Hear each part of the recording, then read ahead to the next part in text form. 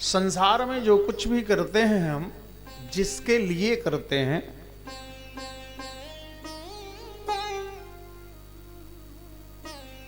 कोई एक व्यक्ति बता दे कि जिसे वो प्राप्त हो जाता हो। पूरे संसार की बात करता हूं। हम जो कुछ भी करते हैं निज सुख के लिए करते हैं। और कोई बता दे हम 1 करोड़ रुपया बैलेंस करते हैं निज सुख के लिए, हमारे काम आता है वो। 50 बीघा जमीन खरीदते हैं निज सुख के लिए, हमारे काम आता है वो। मरने के बाद वो किसके नाम हो जाएगा? और मान लो आपके जीते जी वो शराबी निकल गया, कबाबी निकल गया, तो जीते ही खत्म। मरने का इंतजार कौन करे? और ये जो कथा है, जो परमात्मा का नाम है, जो परमात्मा की कृपा है, जो परमात्मा के प्रति समर्पण है, ये जब आप जन्म लिए तब भी आपके साथ था। जीवन जो आपका चल रहा है इसमें भी वो हमेशा आपके साथ है। और इस शरीर का जिस दिन अध्यासन होगा, अध्यासन होगा, ये शरीर जिस दिन निष्प्रयोज्य होगी, जिस दिन देहावसान होगा, उस दिन भी साथ होगी, उसके बाद भी आपके साथ। कौन? ये कथा, ये हरि का नाम, ये हरि का चिंतन, ये सत्संग में दिया गया समय, ये आज है, कल था और कल भी रहेगा। क्यों रहेगा? क्योंकि संसार की हर चीजों का अंत है। लेकिन जब परमात्मा की बात आई तो गोस्वामी जी ने लिखा कि हरि अनंत हरि कथा अनंता, हरि अनंत हरि कथा अनंता, हरि अनंत हरि कथा अनंता। कहीं सुनहि बहु विधि सब संता, कहीं सुनहि बहु विधि सब संता, कहीं सुनहि बहु विधि सब संता, कहीं सुनहि बहु विधि सब संता। हरि अनंत हरि कथा अनंता, हरि अनंत हरि कथा अनंता।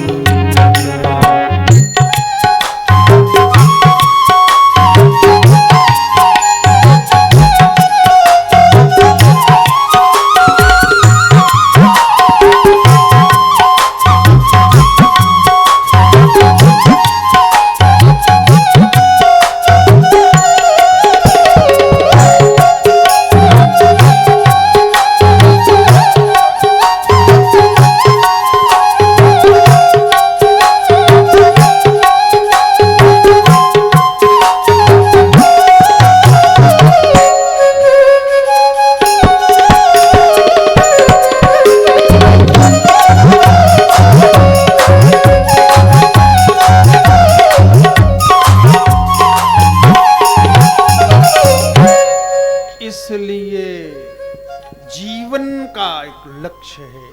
जैसे मोटरसाइकिल से चलते हैं, कार से चलते हैं और बड़ी बड़ी गाड़ियों से चलते हैं, प्रत्येक गाड़ी की एक समयावधि है।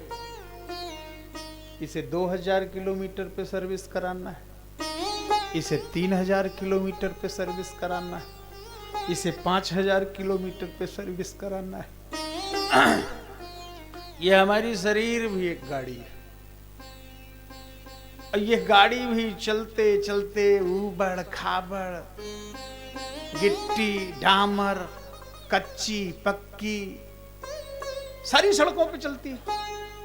तो निश्चित है इसकी भी सर्विस का एक समय है। और ये सत्संग का पंडाल ये सर्विस स्टेशन है। ये जो संगीत पर साथ दे रहे हैं, ये जो याज्ञिक बैठक ब्राह्मण हैं, ये उस सर्विस सेंटर के कर्मचारी हैं।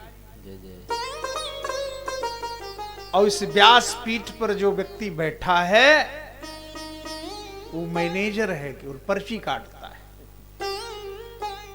और आप सभी जन जो भी इस सर्विस सेंटर पर पहुंच जाते हैं, उनकी गाड़ी सर्विस हो जाती है, फिर 1 साल के लिए चकाचक। इसलिए सर्विस सेंटर पे आना जरूरी। और भगवत कथा, कथा का ये मतलब थोड़ा है कि जो बक दिया जाए वो कथा। बहुत से लोग सोचते हैं कि जो भी कहा जाए वो कथा। अगर जो भी कहा जाए वो कथा है, तो जो दिमागी बलात्कारी लोग हैं आज के संसार के, उनके द्वारा भी कई बात कथा हो जाती। आज के समय में सबसे ज्यादा लोग दिमागी रूप से बलात्कारी हो गए। आप कहेंगे कहीं से दिमागी रूप से बलात्कारी? जैसे हम मार्ग से जा रहे हैं, आप भी उसी मार्ग से जा रहे हैं, किसी भी बात को लेके हमसे आपसे कहा सुनी हो गई। अच्छा एक बात बताना, कहा सुनी तो हमसे हुई, आपसे हुई, उसमें हमारी बहन की क्या गलती थी और आपकी माँ की क्या गलती थी? और हमने बोलना क्या शुरू किया, आपने हमारी बहन को गाली दिया, हमने आपकी माँ को गाली दिया। एक बात बताना, ये हम दिमागी रूप से बलात्कारी नहीं तो और क्या है? सीधे सीधे हम दिमागी रूप से बलात्कार कर रहे हैं। वहां हमारी बहन अथवा आपकी मां का दोष क्या था? ये चीजें दूर कैसे हों? इन सारी चीजों को दूर करने का केवल और केवल एक यही यत्न है, केवल एक यत्न है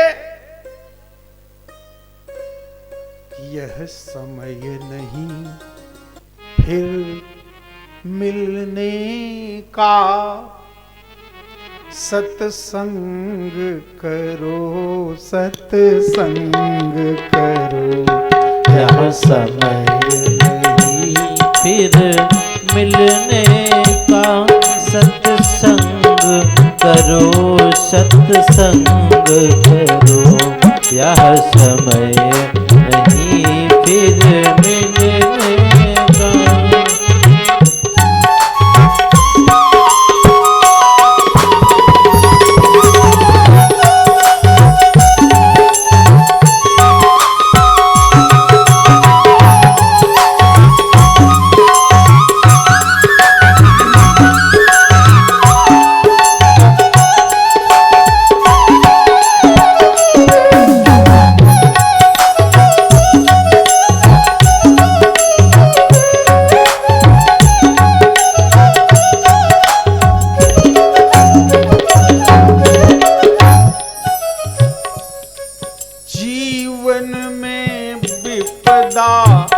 भारी हो, जीवन में विपदा भारी हो, जीवन में विपदा भारी हो। चाहे तन में कोई बीमारी हो, चाहे तन में कोई बीमारी हो। दुश्मन ये दुनिया सारी हो, दुश्मन यदि दुनिया सारी हो। सत्संग जय जय तालियां। सत्संग सत्संग करो सत्संग करो।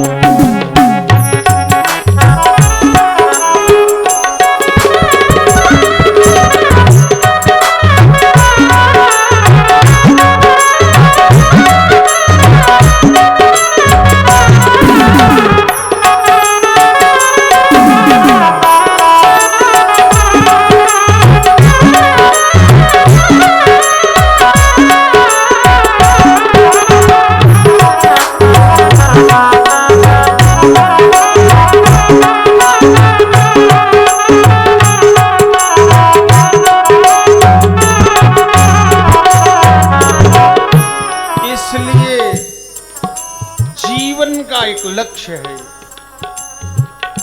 जो बक दिया जाए वो कथा नहीं है। कथा का अर्थ होता है, का शब्द को जब साहित्यकारों से पूछा गया तो साहित्यकारों ने कहा का अर्थ होता है ब्रह्म। आध्यात्मिक अवचेतना से परिपूर्ण संतों, महंतों, विद्वत जनों से पूछा गया तो वो उन्होंने कहा का अर्थ होता है ज्ञान। समरसतावादी, प्रेम, सत्य और करुणा का आचरण करने वाले किसी व्यक्ति से पूछा गया तो उसने कहा का अर्थ होता है प्रेम। और था का अर्थ क्या होता? था माने स्थापना, था माने स्थापना। तो संतों ने परिभाषा की, कम ब्रह्म हृदय स्थापयति अस्थापयति इति कथा। कम हृदय प्रेम स्थापयति अस्थापयति इति कथा। कम करुणा, सारः प्रवहति सरस्वती कर्षति इति कथा। यानी जो हमारे हृदय में ज्ञान को विस्थापन कर दे, ब्रह्म का विस्थापन कर दे, प्रेम पैदा कर दे, करुणा प्रकट कर दे, दया उत्पन्न कर दे, उसका नाम है कथा। अच्छा, आखिरी बात इतने में ही जाने, नहीं तो हम ये तो 9 दिन यही बोलते रहेंगे। आखिरी बात इतनी जाने, राम से दूर होने वाला कभी सुखी नहीं हो सकता, सुखी नहीं हो सकता। और सब कुछ हो सकता है लेकिन सुखी नहीं हो सकता। क्यों नहीं हो सकता? क्योंकि राम जी स्वयं सुख धाम है। और वास्तव में जो सुख का सागर हो, जो सुख का बहुत बड़ा घर हो, उससे हम दूर हो जाएं तो सुख हमारे पास रह जाएगा क्या? आप लोग बताओ।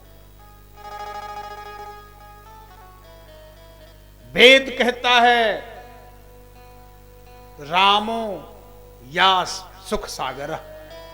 राम वो है जो सुख का सागर है।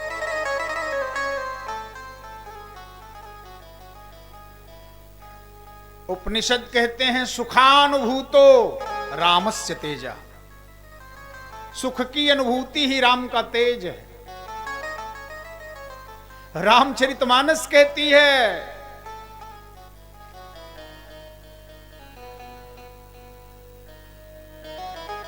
गुरु वशिष्ठ जी कहते हैं कि उस बालक का नाम राम होगा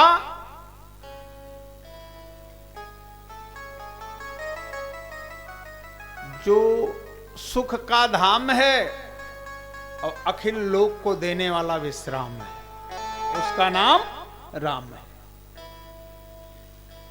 अच्छा, आपको प्रमाण न दिखता हो तो प्रत्यक्ष देख लो। राम से जो दूर रहे, हालत देख लो उनकी। जिसने जिसने ये पूछा कि राम लला का जन्म अयोध्या में हुआ था, इसका प्रमाण, भैया बलवंत, जिसने जिसने मांगा था प्रमाण,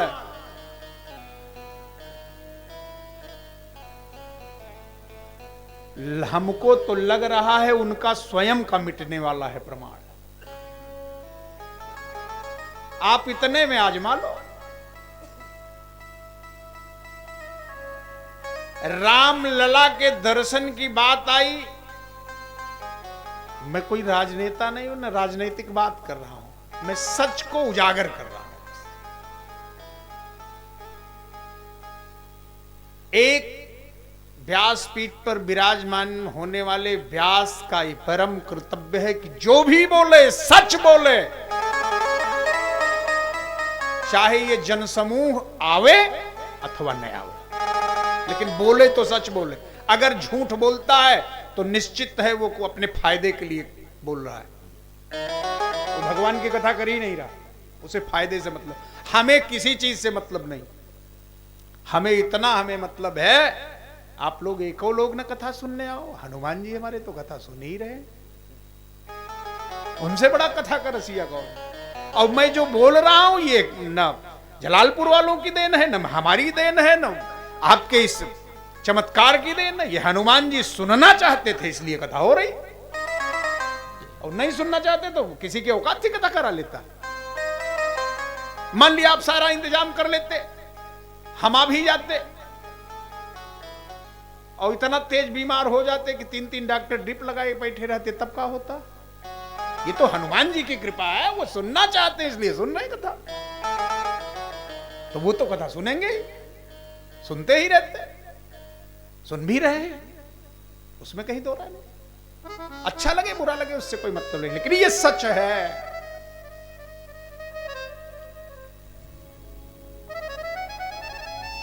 जो राम से दूर हुआ, जिसने राम से दूरी बनाई, उसकी ऐसी मजबूरी आई कि मजबूर होके जो कभी मंदिर में प्रणाम नहीं करते थे वो जनेऊ पहन के और कुर्ता उतार के घूमने लगे। देखो हम बढ़ के पुजारी, फिर भी काम नहीं बनने वाला, राम से दूर होना।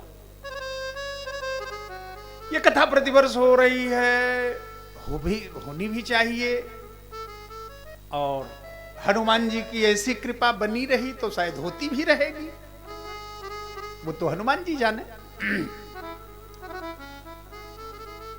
लेकिन इस कथा का जन्म भी यहीं से हुआ। राम से जब तक दूरी थी, पराम्बा भगवती मैया सती की, राम कथा का प्रवाह प्रवाहित नहीं हुआ। और जिस दिन राम से निकटता हुई, एकांत में बैठे हुए शशांक शेखर प्रलयंकर चंद्रशेखर चंद्रमौलेश्वर भूत भावन आदि देव बाबा महादेव से प्रश्न कर बैठी मैया पार्वती। देखा सिर पर विराजित गंगा, मैया पार्वती एकांत में भोले बाबा को देखी, पहुंच गई। देखा कि इनके सिर पर एक स्त्री सवार है, बड़ी सौंदर्यवान है। मैया पार्वती ने सोचा कि सवती कब से आ गई हमारी। कहा है जी तुम कौन? मैया गंगा ने कहा मैं तो गंगा। तो कहा नीचे आओ। तो कहा इतनी मुश्किल से तो खोपड़ी पे चढ़ पाई हूं, अब इतनी आसानी से कैसे उतर जाऊं। अच्छा एक बात बता दें, जो स्त्री एक बार अपने पति की खोपड़ी पे चढ़ गई,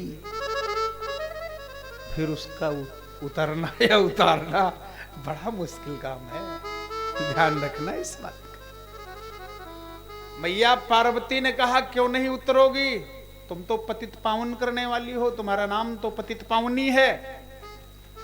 मैया गंगा ने कहा मेरा नाम पतित पावनी है, मैं पतितों को पावन करती हूं। लेकिन एक बात तुमको बता दूं कि मैं किसी तरह से इस खोपड़ी पे इनके सवार हो पाई हूं, अब मैं उतरने वाली नहीं। मैया पार्वती ने कहा तुम उतरने वाली नहीं? अरे तुम वो गंगा हो जिसमें निष्पाप होने के लिए व्यक्ति को हरिद्वार, प्रयागराज और काशी जाना पड़ता है, डुबकी लगानी पड़ती है, तब तुम पाप धुलती हो।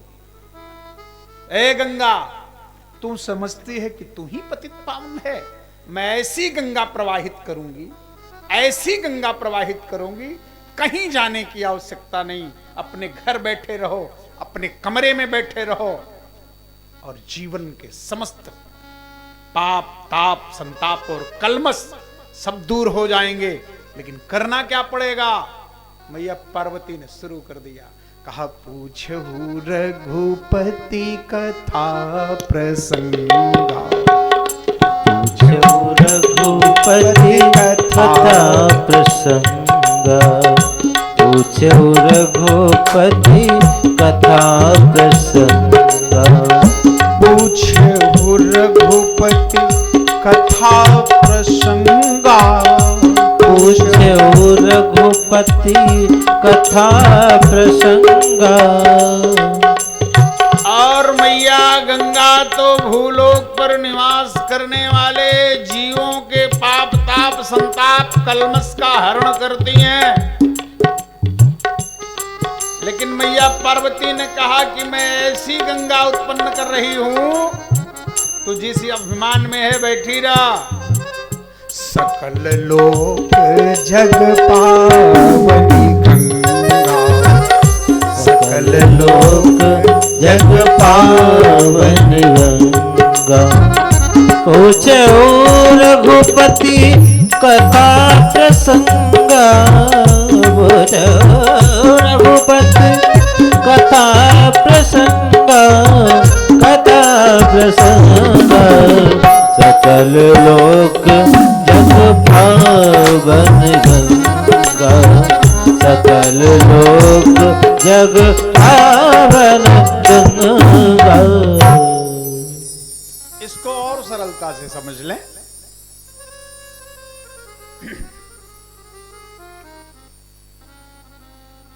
मां गंगा के उद्गम स्थल के बारे में अगर भौगोलिक दृष्टि से देखा जाए तो मैया गंगा गंगोत्री से निकलती है, जो भौगोलिक दृष्टि। आध्यात्मिक दृष्टि से देखा जाए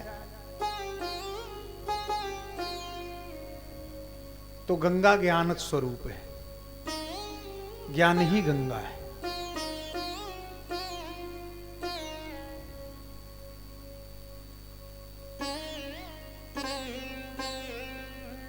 रस रसिक जनों से पूछा जाए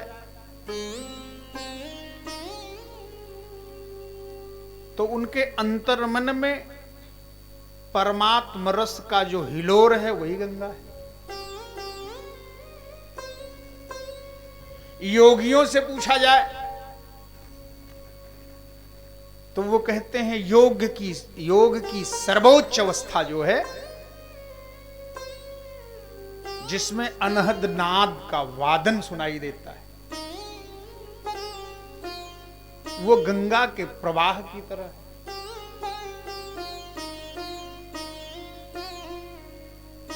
लेकिन हम आप सामान्य जीवों से पूछा जाए कि गंगा क्या है, तो हम आप तो यही कहेंगे ना कि वो हरिद्वार में गंगा है, कानपुर में गंगा, काशी में गंगा, प्रयागराज में गंगा। लेकिन गंगा को भी एक दिन विलय होना पड़ता है, यानी गंगा भी एक दिन स्वयं को समर्पित कर देती है। किसको? गंगा भी एक दिन निर्मूल होती है, गंगा भी एक दिन समाप्त हो जाती है। गंगा अपनी इह लीला को किसी और लीला में समाहित कर देती है। तो इसका मतलब कि फिर गंगा से भी ऊंची कोई चीज है जिसमें जाके गंगा खुद मिल जाती है, गंगा गंगा नहीं रह जाती। यही तो मैं बताना चाहता। राम कथा तो गंगा है, लेकिन राम क्या है? कहा जो आनंद सिंधु सुख रास, जो आनंद सिंधु सुख राशि, जो आनंद सिंधु सुख राशि, जो आनंद सिंधु सुख राशि, जो आनंद सिंधु सुख राशि, करते त्रैलोक सुखासि, करते त्रैलोक सुखासि। जय सिया राम, जय जय सिया राम। यानी कथा गंगा गंगा को जो आप अनुपान कर रहे हैं, यह गंगा भी जब उस आनंद सिंधु में समाहित हो जाए, जब कथा को सुनकर हमारे जीवन में आनंद ही आनंद भर जाए, तब समझ लेना कि हमने वास्तविक कथा का अनुपान किया है, श्रवण किया है। नहीं तो ऐसे तो, यानी कथा सुनने का वास्तविक फल यह है कि यह कथा की गंगा सिंधु में मिल जाए। किस सिंधु में? आनंद सिंधु में, सुख राशि में। और वो ऐसा सामान्य सिंधु नहीं है जिसमें एक लकड़ी का सीक डुबो दिया जाए, उसमें जितना जल लग जाए उतने जल से एक लोक नहीं, दो लोक नहीं, सीकरते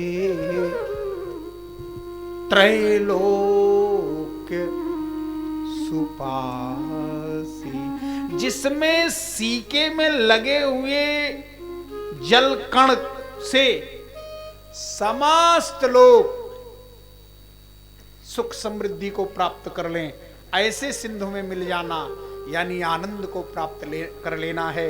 ऐसे सत्संग का आयोजन, ऐसे भव्य दिव्य नव्य आयोजन सिर्फ इसीलिए होते हैं। आप लोग तो बहुत बहुत भाग्यशाली हैं कि आपके मध्य में प्रतिवर्ष पूरे भारतवर्ष की तमाम कथाएं कोरोना काल में बंद हो गई। मैंने भी कोरोना काल में कथा नहीं किया, लेकिन जलालपुर की एक ऐसी कथा थी जो कोरोना काल में भी 9 दिवसीय कथा हुई। यह हनुमान जी की कृपा रही।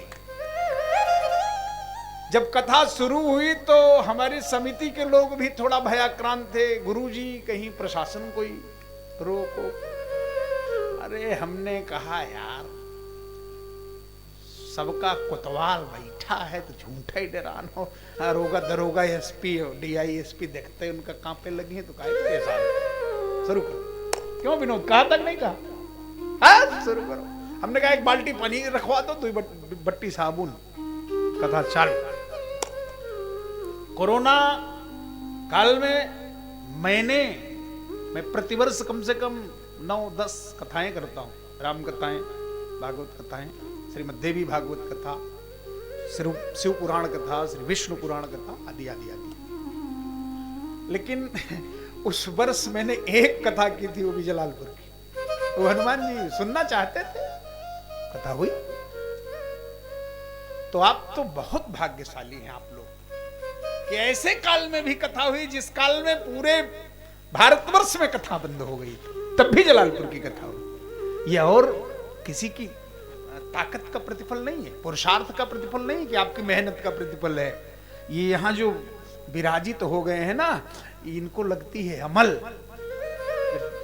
1 साल बीत जाता है तो सोचने लगते हैं दादर कथा ही नहीं सुनने को मिलेगी, कहा तो ऐसा बना देते हैं, ऐसी संरचना कर देते हैं, कथा हो ही जाती। और हमारे कार्यकर्ता भी बड़े सशक्त हैं, बड़े धैर्यवान हैं, बड़े संतुलित हैं, बड़े आस्थावान हैं, बड़े श्रद्धावान हैं। उन पर भी हनुमान जी की खूब कृपा है और खूब कृपा हनुमान जी करते रहें, ये मेरी मंगल कामना है। लेकिन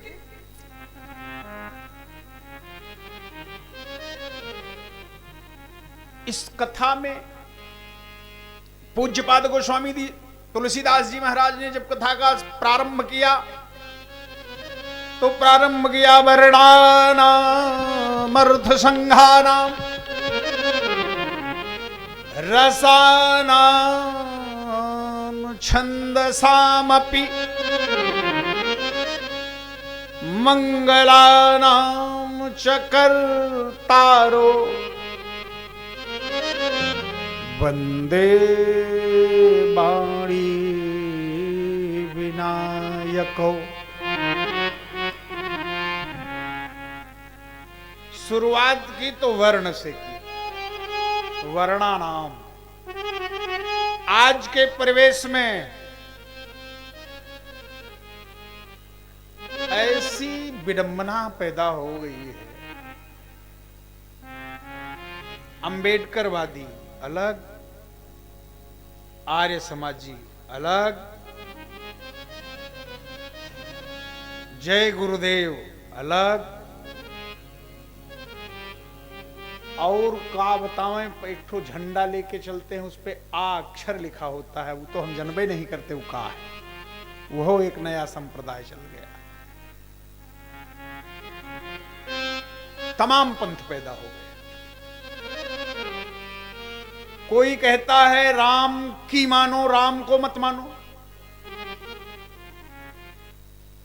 अब उन मूर्खों से कोई पूछे, राम की मानने के लिए हमें राम को मानना पड़ेगा, तबे तो राम की मान पाएंगे। और ऐसा सूत्र बताते हैं कि राम की मानो, राम को मत मानो। तमाम अम्बेडकरवादी पैदा हो गए। उनसे कहो कि राम, तो कहेंगे राम कौन है, हनुमान कौन है, कथा किसको कहते हैं, भागवत किसको कहते हैं, इससे जीवन का कौन सा कल्याण होने वाला। और उनको नहीं पता कि संविधान निर्मात्री सभा के सदस्य के रूप में पूज्य डॉक्टर भीमराव अंबेडकर जी ने जो संविधान की पुस्तक लिखी, पिंटू भैया, उस पुस्तक की जिल्द हटाइए तो पहले पन्ने पे ही धनुर्धारी प्रभु श्री राम का दिव्य भव्य नव्य चित्र बना हुआ है। उसके बाद संविधान लिखा गया, और राम को नहीं मानते।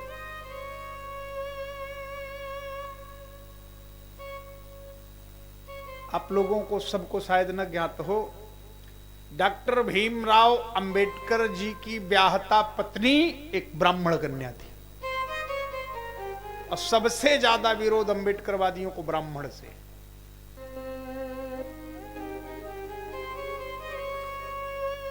बुद्ध जी को मानते हैं, बुद्ध जी के सिद्धांत नहीं मानते।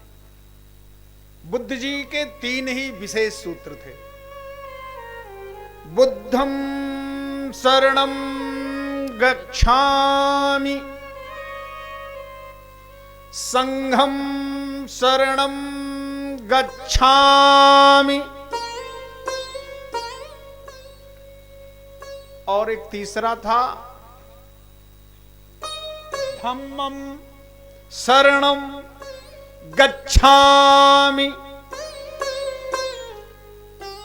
उन मूर्खों से कोई पूछे कि बुद्ध किसे कहते हैं, बुद्ध होता कौन है, बुद्ध हैं कौन।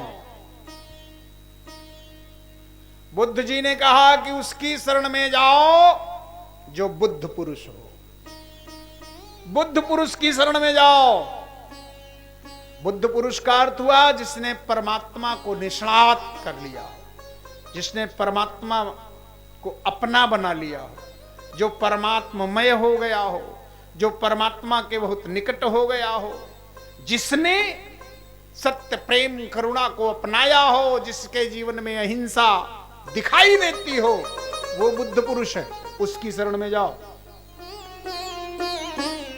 नहीं मानते, इन्हें बुद्ध पुरुष से मतलब नहीं, ये सबसे बड़े बुद्ध पुरुष खुद है। फिर धम्मं शरणं गच्छामि, धर्म की शरण में जाओ। इन मूर्खों से कोई पूछे कि तुम्हारा धर्म क्या है, इनको धर्म की परिभाषा नहीं पता है।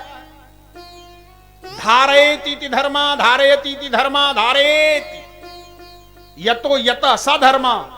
जो धारण करने योग्य है वो धर्म है, जो सबको धारण किए हुए है वो धर्म है। जिसकी धारणा से सब धारित्री पर, धरणी पर जीवन जी रहे हैं वो धर्म है। इन तीनों से भी अलग हो तुम, कहीं से भी लौट के आओगे, तुम्हें राम को तो मानना ही होगा। क्यों? क्योंकि बुद्ध से पहले राम थे। तीसरी बात, आज के समाज में एक और विडंबना हो गई।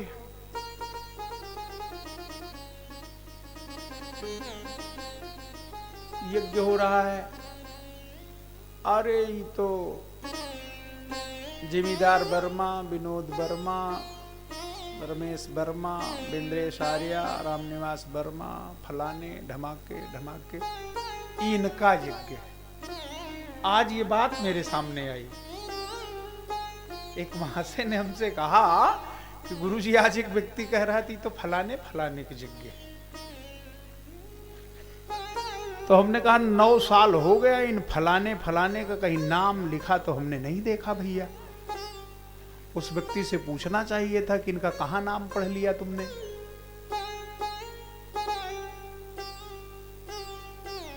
तो कहे गुरुजी आप कितना जो बुद्धि हो तब ना। तो हम कहा यार मेरे बुद्धि तो हो रहे है, ये तो कृपा है, करुणा है सरकार की। हम तो रोज रोज प्रातः काल सो के उठते ही बिस्तर पर पड़े रहते हैं, तो यही कहते हैं, आप लोग भी कहिए, बजरंगी बजरंगी हमार सुधलीना और भुलाए नहीं दीना, विनय तुमसे बार बार है। बजरंगी हमार सुधलीना भुलाए नहीं दीना, विनय तुमसे बार बार है। बजरंगी हमारे सुध लेना, भुलाए नहीं देना, विनय तुमसे बार बार है। बजरंगी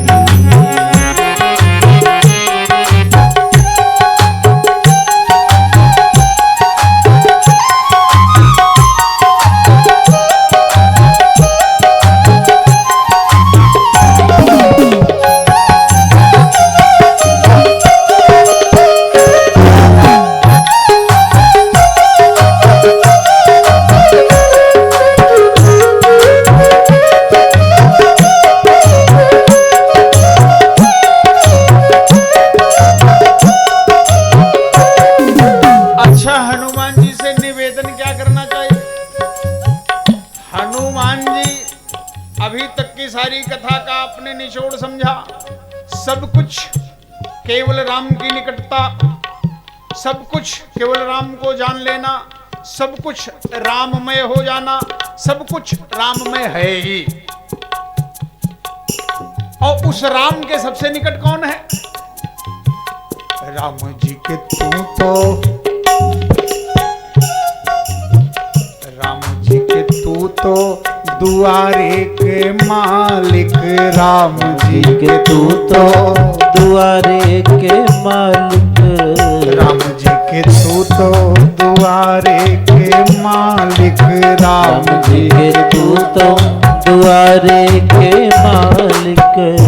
हनुमान जी राम जी के दरवाजे का पूरा मालिकाना हक तो आपके पास है। राम जी के तू तो दुआरे के मालिक, राम जी के तू तो दुआरे के मालिक। ऊ बाटे राम तू तो बाटा सालिक, ऊ बाटे राम तू तो बाटे सालिक। इसलिए सरकार एक ही निवेदन है, उनसे मिलाए तुम देना, जय हो। उनसे मिलाए तुम देना, भुलाए नहीं देना, विनय तुमसे बार बार है। राम जी हमारी सुध लेना, भुलाए नहीं देना, विनय तुमसे बार बार है। राम जी को मेरी सुध देना, भुलाए नहीं देना, विनय तुमसे बार बार है। राम जी को मेरी सुध देना, भुलाए नहीं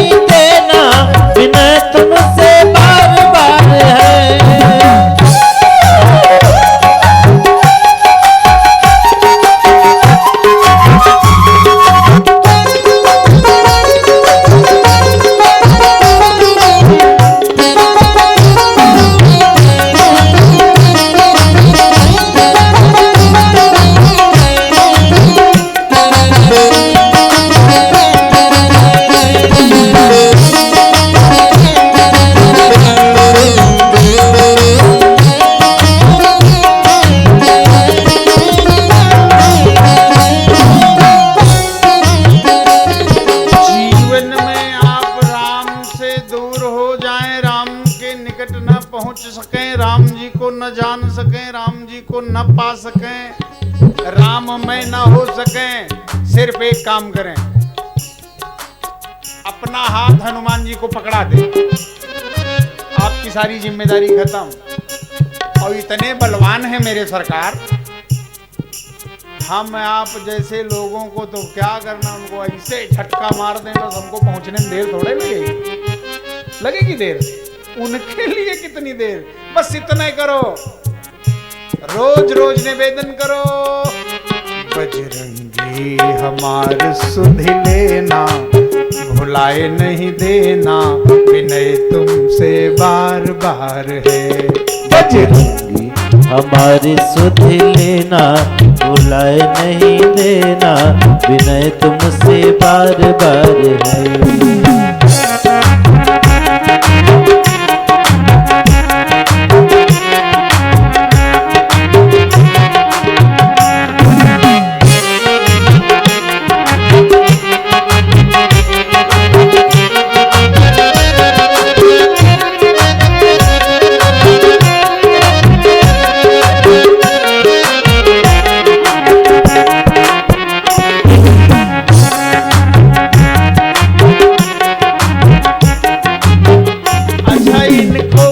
करने का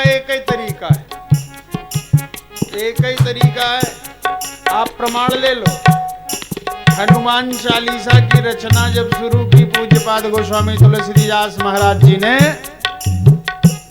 तो लिखा उसमें कि श्री गुरु चरण सरोज रज निज मन मुकुर सुधार। अच्छा एक बात बताना, हनुमान चालीसा में जो 40 चौपाई है उसमें कहीं राम जी का गुणगान है? बोला करो ना, उन 40 चौपाइयों में कहीं भी राम जी का गुणगान है? बोला करो हाँ या ना। लेकिन गोस्वामी जी लिखते हैं कि बरनौ रघुपर बिमल जस, और 40 चौपाई में सब जस है किसका? किसका जस है? बोला करो भाई, हनुमान जी का। और गोस्वामी जी लिख रहे हैं कि बरनौ रघुबर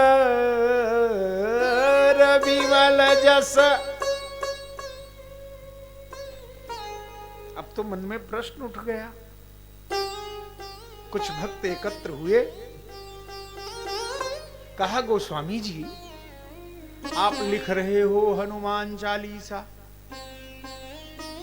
हनुमान जी के जीवन के 40 लक्षण आप प्रकट कर रहे हैं, हनुमान जी के द्वारा संसार के व्यक्ति को यह बताना चाहते हैं कि हे अब उम्र हो गई 40 की, अब चाल ईसा। ए दुनिया वालों, जैसे उम्र 40 की हो जाए तैसे अपनी चाल किधर?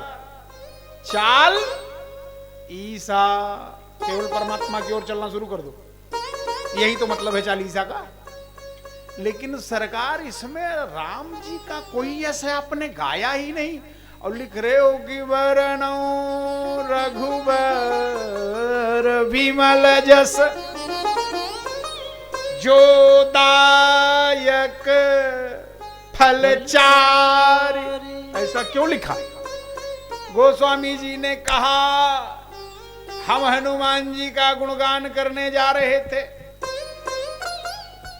तब तक हमारे मन में भाव आया अभी सीधे सीधे शुरू कर दें हनुमान जी की गुण गाथा, कहीं हनुमान जी खुद ही न नाराज हो जाए। कहा क्यों? कहा हमने ऐसा जाना है, हमने ये परखा है, हमारी समझ में आ गया है, पूर्ण विश्वास हो गया है कि हनुमान जी को खुश करने का एक ही तरीका है, इनको प्रसन्न करना हो तो बस करो क्या?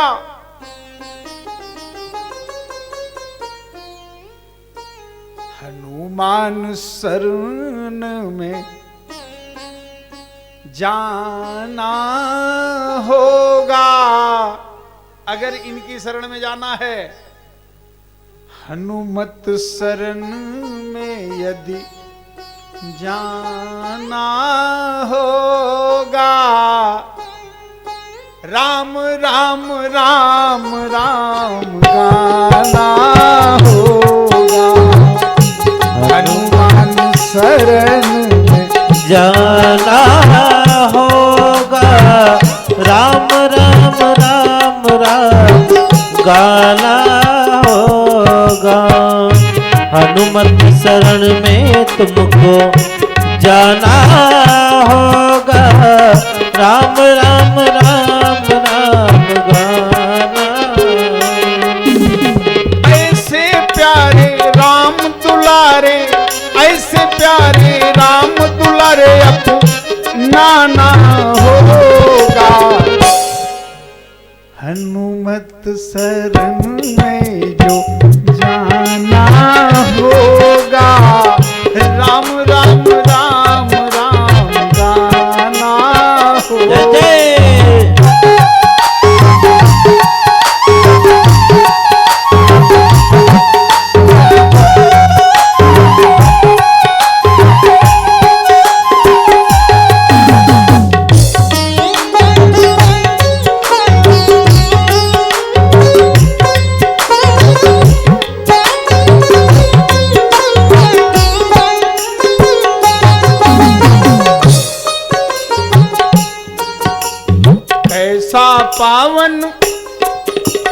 कैसा पावन नाम राम का जो जन गाते, कैसा पावन राम राम का, कैसा पावन नाम राम का जो जन गाते। हनुमत शरण में, हनुमत शरण में, हनुमत चरण में शरण वो पाते। हनुमत चरण में शरण वो पाते। इसलिए रघुवर जय रघुवर सुयस सुनाना होगा, रघुबर सुयस सुनाना होगा। कब सुनाना होगा? जब मन में भाव हो क्या कि हनुमत शरण में जो जाना होगा, राम राम राम राम गाना होगा। हनुमत शरण में जो जाना होगा, राम राम राम राम गाना होगा।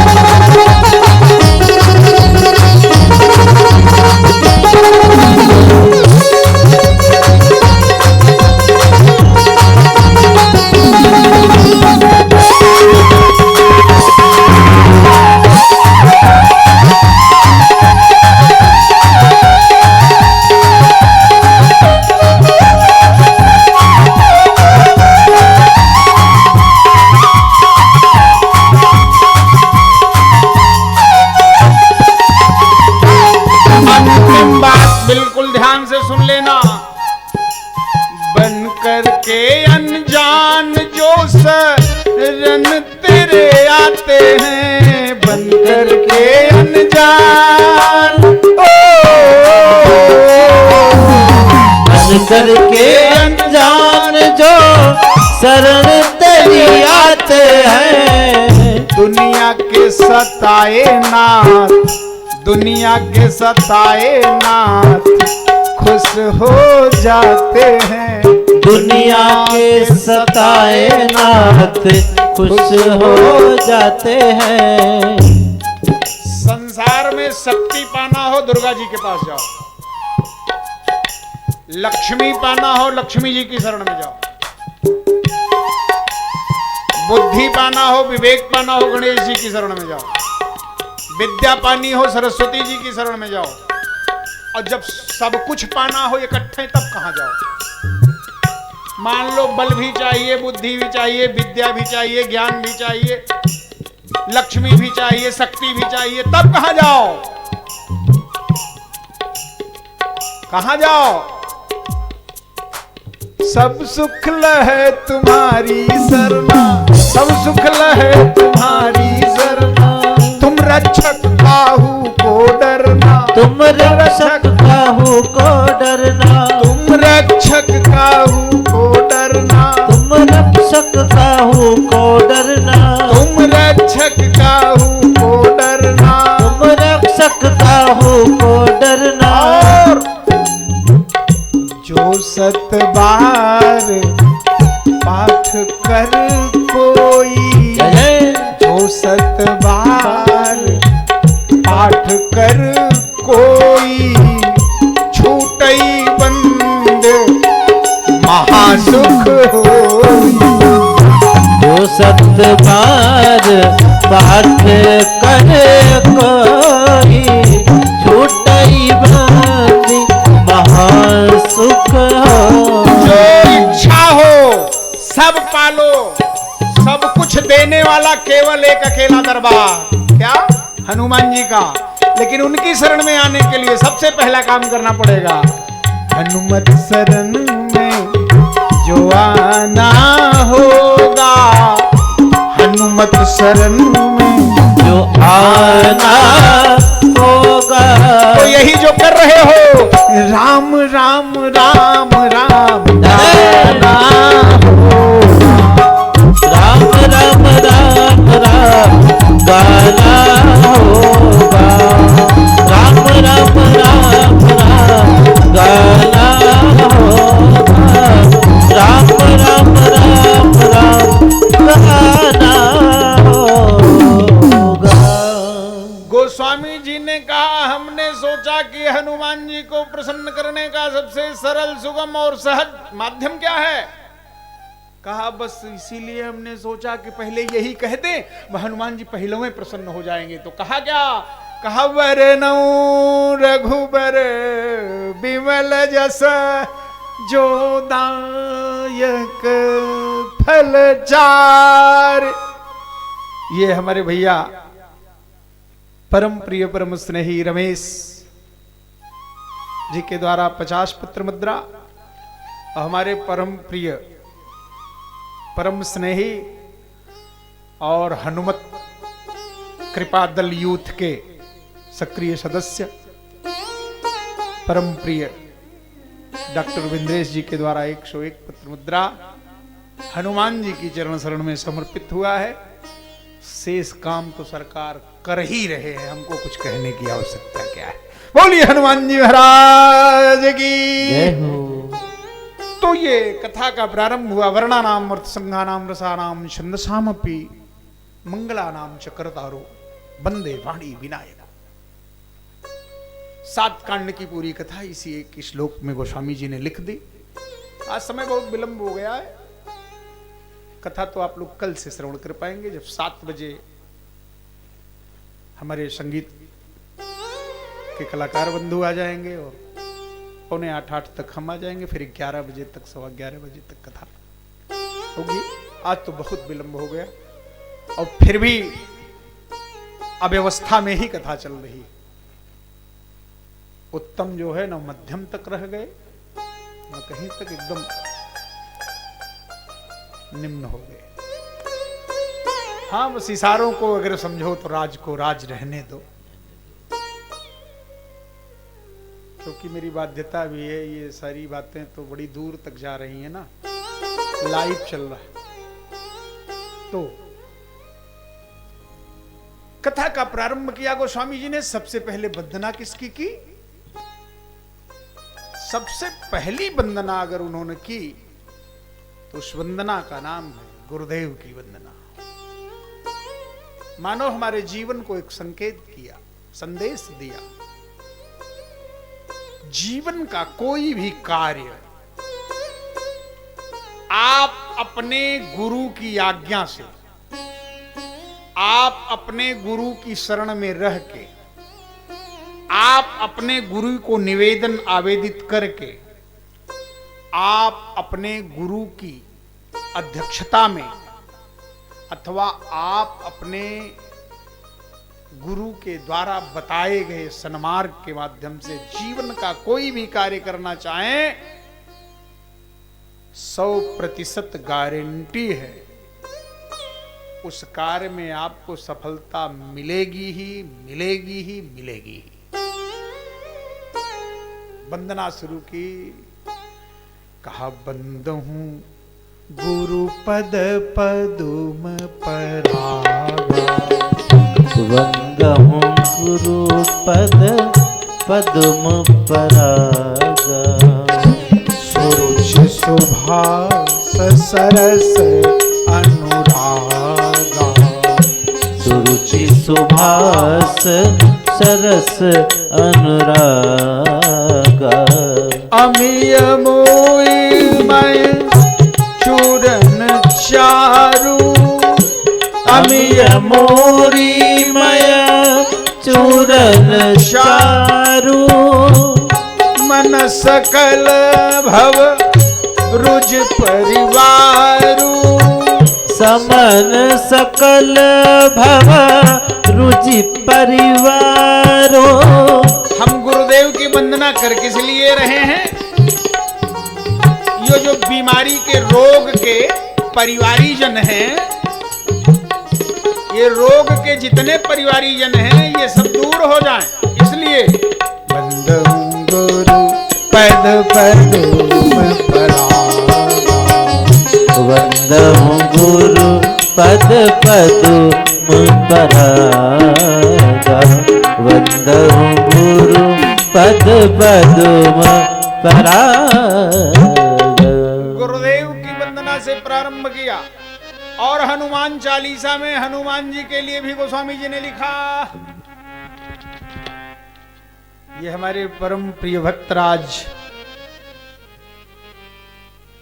चंदी जब से कथा यहां चल रही है जलालपुर में, तब से प्रत्येक कार्य दिवस में ये उपस्थित जरूर रहते हैं। ऐसे परम अनुरागी भक्तराज 50 पत्र मुद्रा। और शेष हमें कुछ कहना नहीं है, हनुमान जी तो कृपा कर ही रहे। बोलिए हनुमान जी महाराज की जय हो।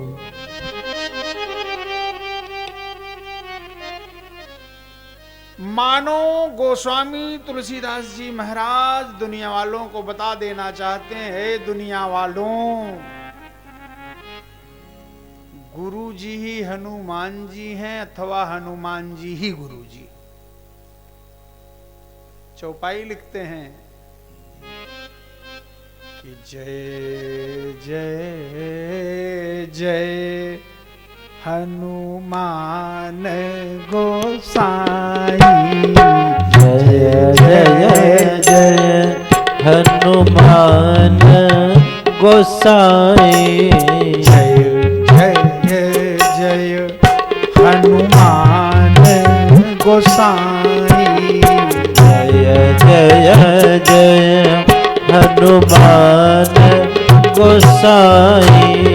कृपा करहु गुरुदेव की नाई, कृपा करो गुरुदेव की नाई। कृपा करहु गुरुदेव की नाई, कृपा करो गुरुदेव की नाई। जय जय हनुमान गोसाई, जय जय जय हनुमान गोसाई। जय जय जय हनुमान गोसाई। पूरे 40 चौपाइयों में 3 बार जय जय जय नहीं कहा कहीं, और इस चौपाई में कहा कि जय जय जय। ये 3 बार जय जय जय क्यों? जैसे 3 का अर्थ है त्रिवाचा। पहले होता था ना, हम लोग अपने बचपन में जब कोई लड़का झूठ बोलता तो कहते कि पहले त्रिवाचा खाओ तब हम जाने कि तुम सही बोल रहे हो। त्रिवाचा यानी 3 बार वचन को कह देना, यानी सत्य सत्य सत्य। मानो गोस्वामी जी कहना चाहते हैं कि मैं त्रिवाचा लेकर कहता हूं कि जय जय जय हनुमान गोसाई। और कृपा और किसी तरह से न करो। क्यों? क्योंकि अन्य कृपा केवल कठोर हो सकती है, अन्य कृपा केवल कोमल हो सकती है। गुरुदेव की ही ऐसी कृपा है जो कठोर होने के साथ साथ कठोरता में भी कोमलता लिए रहती है। जैसे आप विद्यालय में पढ़ने जाते हो, गुरुजी आपको छड़ी मारते हैं। अच्छा एक बात बताना, गुरुजी आपको पीड़ा पहुंचाने के लिए मारते हैं? कोई गुरु अपने शिष्य को पीड़ा पहुंचे इसलिए मारता है? गुरु इसलिए मारता है कि हमारे शिष्य में और सरसता भर जाए, और निर्मलता आ जाए, और संस्कार भर जाए, और शुद्धि आ जाए, और बुद्धि आ जाए, और प्रगति हो जाए, और अच्छा विद्वान मेरा बालक बन जाए। इसलिए गुरुदेव कृपा, कठोर कृपा करते हैं कोमलता को बढ़ाने के लिए। इसलिए हनुमान जी और किसी तरह की कृपा ना करो सरकार, कृपा करो तो कैसी करो। अथवा मानो गोस्वामी जी कहना चाहते हैं कि हे हनुमान जी महाराज, आपसे बड़ा गुरु कौन है? इसलिए हे सरकार, गुरु का काम है अंधकार से प्रकाश की ओर ले जाना। अंधकार क्या है? यह संसार एक तम है, जगत तम है और जगदीश प्रकाश है। यानी जगत से जगदीश की ओर जो ले जाए वही गुरु। हनुमान जी तो एक ही काम ही करते हैं, जगदीश के द्वारे बैठे रहते हैं, जो भी वहां पहुंचता है उसको ऐसे हाथ पकड़ के झटका लगा के पहुंचा देते हैं जगदीश के पास। इसलिए जय जय जय हनुमान गोसाई, जय जय जय हनुमान गोसाई। कृपा करो गुरुदेव की नाई, कृपा करो गुरुदेव के नाई।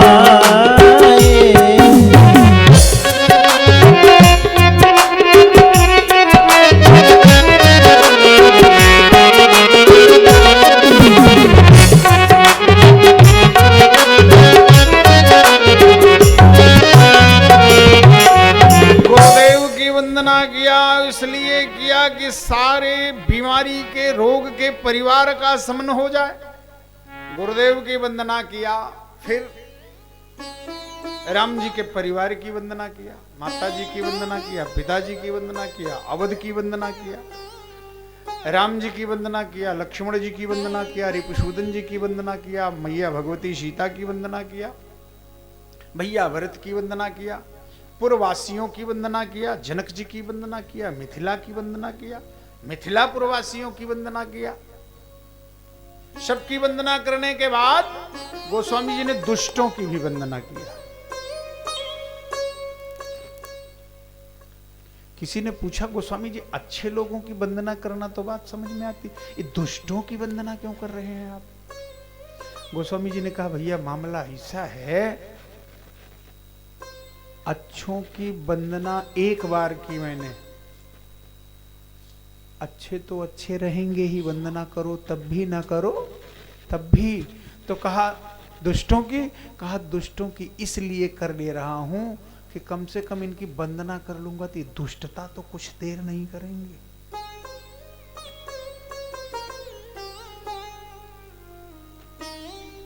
जैसे आप प्रमाण में देखो, एक व्यक्ति था, उसके घर रोज चोरी होती, रोज चोरी। तो उसने पुलिस में शिकायत दर्ज कराया, पुलिस वाले भी चोर नहीं ढूंढ पाए। अन्य उपाय लगाया, आप चोर का पता ही न लग पावे। तो सोचा कैसे पता लगे कि चोर कौन है, इससे मुक्ति कैसे पाया जाए। तो कहा एक दिन ऐसा है, परिवार के सारे परिवारीजन एक एक करके जगो, और सारी रात जगो, चोरी रातें में होती है। तो किसी न किसी की जागृति अवस्था में वो चोर आएगा और उसकी दृष्टि में पड़ जाएगा तो पहचान हो जाएगी, हम चोर को पकड़ लेंगे।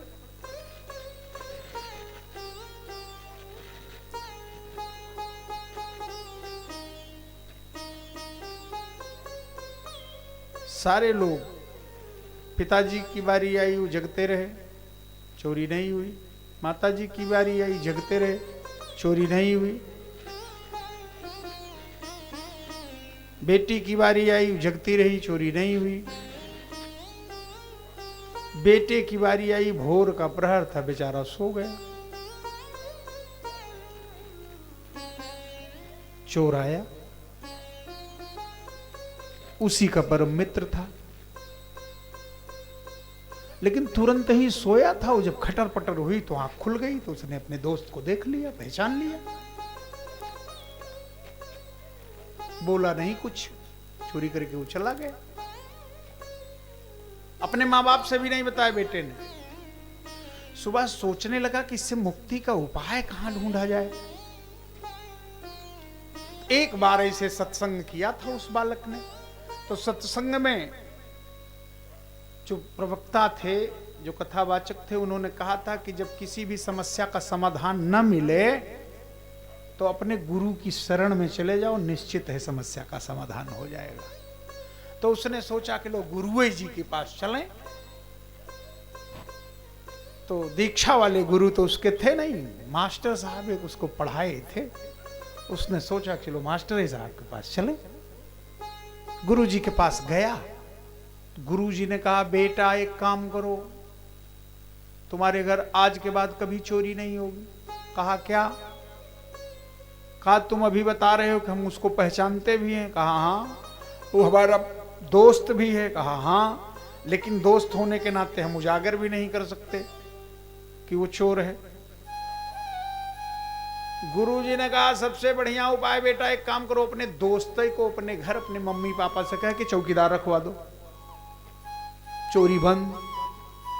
अपने दोस्त को ही अपने मम्मी पापा से कह के घर पे चौकीदार रखवा दो, बस। तुम्हारे मित्र की बदनामी भी नहीं होगी, तुम्हारे मित्रता का फर्ज भी निभ जाएगा और तुम्हारे घर चोरी भी बंद हो जाएगी, दोनों काम हो जाएगा। तो गुरुदेव तो ऐसा समाधान देने वाले हैं, इसलिए असंतों की 2 बार वंदना कि कहीं दुष्ट दुष्टता न कर दें। तो अच्छा, चापलूसी करनी पड़ती है ना, बेकार लोगों की कुछ ज्यादा चापलूसी करनी पड़ती है। अच्छे लोग तो ऐसे खुशामद करो या न करो मान जाते हैं, लेकिन जो बुरे लोग होते हैं उनका भैया, अरे बाबू करे परत का करो, न करियो तो फिर जानो गड़बड़। खलों की वंदना किया, दुष्टों की वंदना किया, सब की वंदना करने के बाद पूज्यपाद गोस्वामी जी ने कहा कि जो मैं कथा सुनाने जा रहा हूं उसका नाम है राम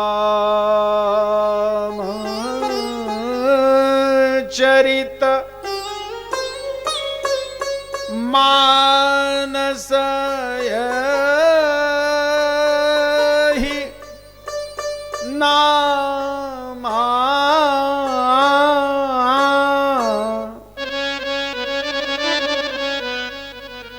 सुनत श्रवण पाय विश्राम।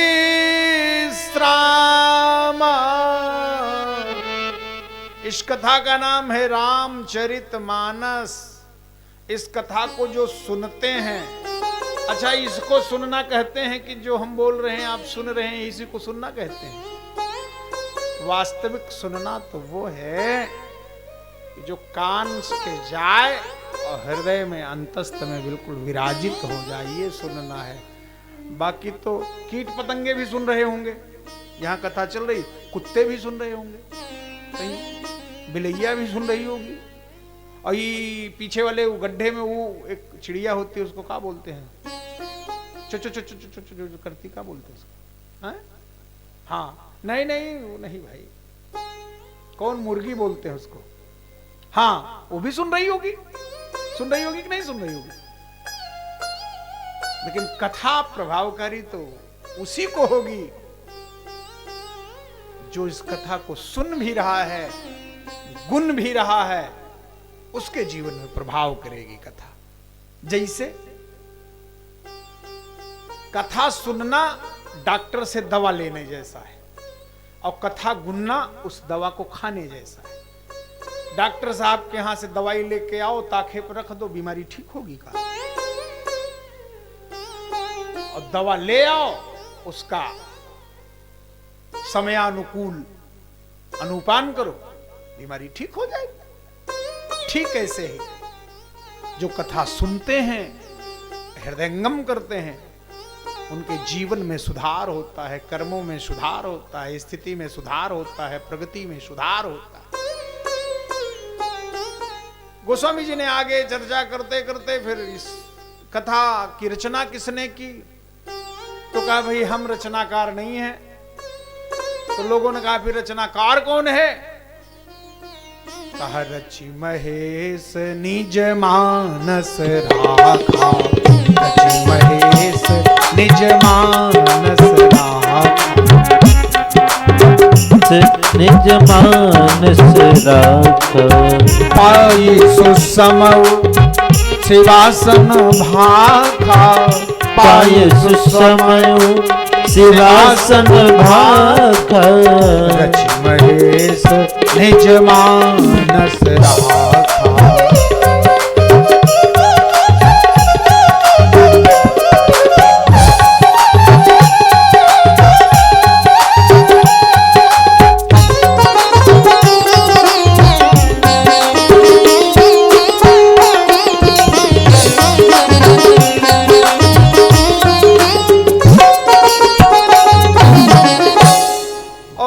चार घाटों के माध्यम से चार वक्ता ने कथा कही और चार ने सुनी। पहले वक्ता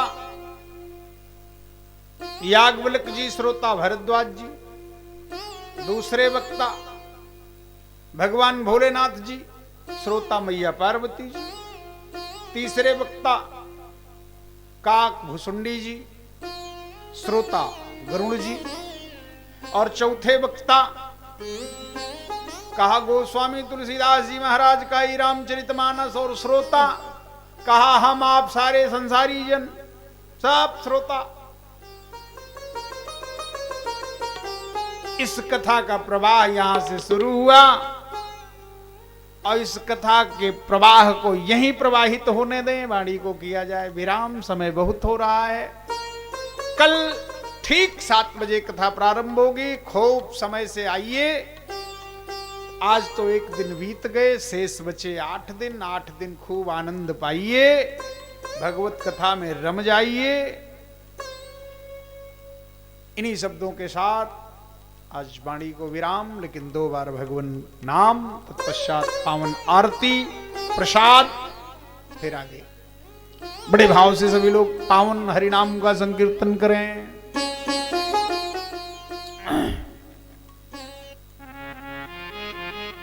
ठाकुर हमरे अवध बिहारी, ठाकुर हमरे कनक बिहारी। हम हैं कनक बिहारी के, ठाकुर हमरे कनक बिहारी। हम हैं कनक बिहारी के, ठाकुर हमरे अवध बिहारी। हम हैं अवध बिहारी के, ठाकुर हमरे अवध बिहारी। हम हैं अवध बिहारी के,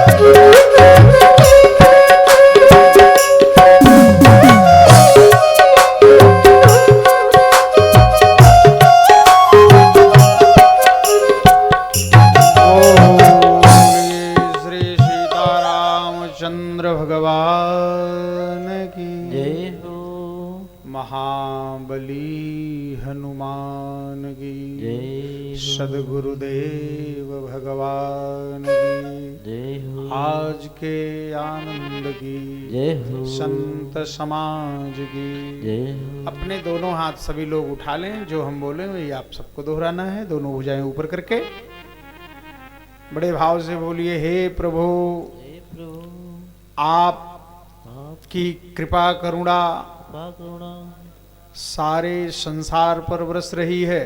संसार पर बरस रही है। हे प्रभु आपकी कृपा करुणा आपकी कृपा करुणा सब पर बरसती रहे। सब पर बरसती रहे। हे प्रभु आपकी कृपा करुणा आपकी कृपा करुणा सारे संसार पर बरस रही है। सारे संसार पर बरस हे प्रभु आपकी कृपा करुणा आपकी कृपा करुणा सब पर बरसती रहे। सब पर बरसती रहे। हे प्रभु आपकी कृपा करुणा आपकी कृपा करुणा सारे संसार पर बरस रही है। संसार पर बरस रही है। हे प्रभु आपकी कृपा करुणा आपकी कृपा करुणा सब पर बरसती रहे। सब पर बरसती अपनी दोनों हथेलियों का संघर्षण करें, आंखों का संस्पर्श करते हुए सारे शरीर का संस्पर्श करें। ये मन में भाव लाएं कि अब तक अर्जित सारी ऊर्जा हमारे शरीर में प्रविष्ट हो रही है। इन्हीं शब्दों के साथ वाणी को विराम, अपने अपने स्थान पर खड़े हो जाएं। पावन आरती का गायन करो भैया। आरती के लिए सभी भक्तजन अपने अपने स्थान पर खड़े हो जाएं।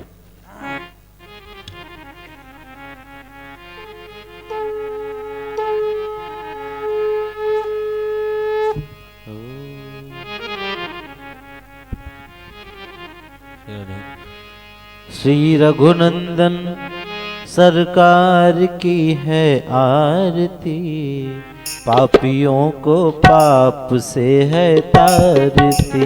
रघुनंदन सरकार की है आरती, पापियों को पाप से है तारती। श्री रघुनंदन सरकार की है आरती, पापियों को पाप से है तारती। श्री रघुनंदन सरकार की है आरती, पापियों को पाप से है तारती।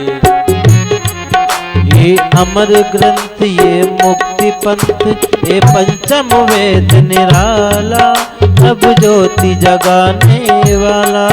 ये अमर ग्रंथ ये मुक्ति पंथ ये पंचम वेद निराला, नव ज्योति जगाने वाला।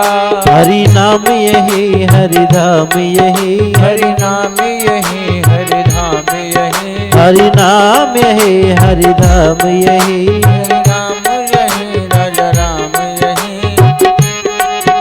यही जग मंगल की आरती, पापियों को पाप से है तारती। जगन्नाथ की है आरती, पापियों को पाप से है तारती। ये शांति गीत पावन पुनीत, पापों को मिटाने वाला, हरि दर्श कराने वाला। ये शांति गीत पावन पुनीत, पापों को मिटाने वाला, हरि दर्श कराने वाला। ये सुख करनी ये दुख हरनी, ये सुख करनी ये दुख हरनी। श्री मधुसूदन की आरती, पापियों को पाप से है तारती।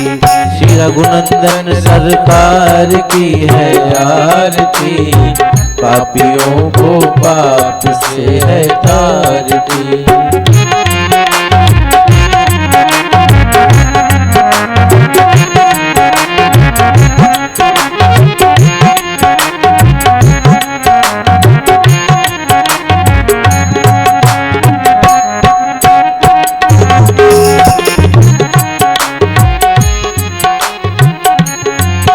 ये मधुर बोल जग बंद खोल, सन्मार्ग दिखाने वाला, बिगड़ी को बनाने वाला।